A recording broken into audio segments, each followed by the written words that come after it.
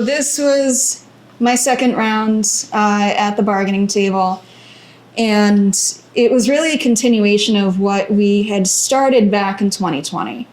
So our first living wage campaign, which went 578 days. Is that accurate, Karen? 578 days. Mm-hmm. We were standing on the shoulders of Somerville and Haverhill, who had really just done the first real. It was their first foray into an action campaign for ESPs, right?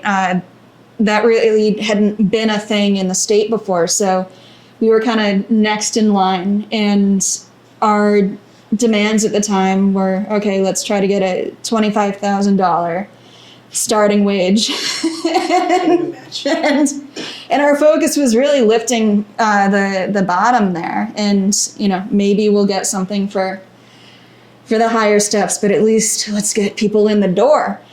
And it was quite the fight to get even that.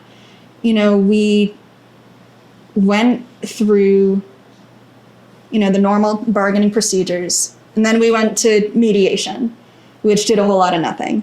And then we went to arbitration through the fact-finding process, all the legal steps that are by the book.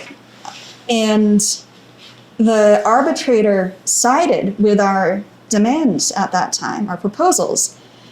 And the school committee still refused to give us what we were asking for. They still said, no, you have to take what we're offering, because the law is not designed in a way that empowers us. So at that time, it was really eye-opening to see that you can do everything right, and you can tell your story, you can knock on doors, you can do standouts, you can civilly disrupt school committee meetings and still not get what you need. And so going into it this time, our expectations were much higher, right? We'd been through the firing line of the pandemic, and we're still dealing with the reverberating effects of that. And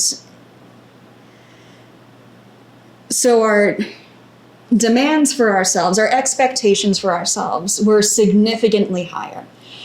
Our goal was to get a $40,000 starting wage for instructional assistants and a $50,000 top wage.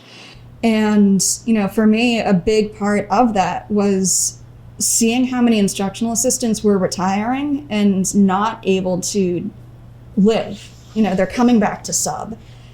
They're taking on new jobs. They have to tutor. It was also personal because my mom is heading towards retirement, and I want her to have a chance, just a shot at maybe retiring with some level of dignity that was not possible before.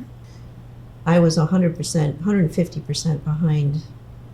And one of my concerns, as my daughter mentioned, was I grew up here, and the prospect of not growing old here, it really hits home. Historically, for years and years and years, how it would happen is the teachers would go to the table, the teachers would settle, and the instructional assistants would get the same percentage, which is fascinating because 2% of what an instructional assistant making is really not the scale we should be working with. So no, this was the first time that went together. I imagine that made a difference. All the difference in the world.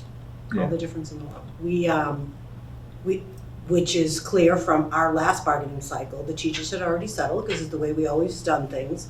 And then we were still for 578 days.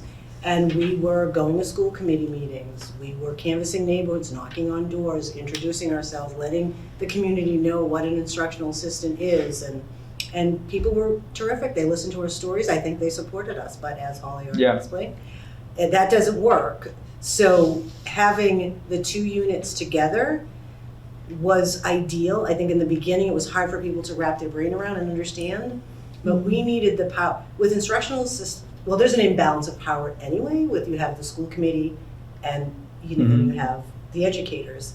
And just picture that with just the instructional assistants in the school committee, the imbalances. So getting the teachers together with us, it sort of balances it. And then when we all know what's going on and we're really working towards the same goals, and all of a sudden we have the power. And it really is all about the power.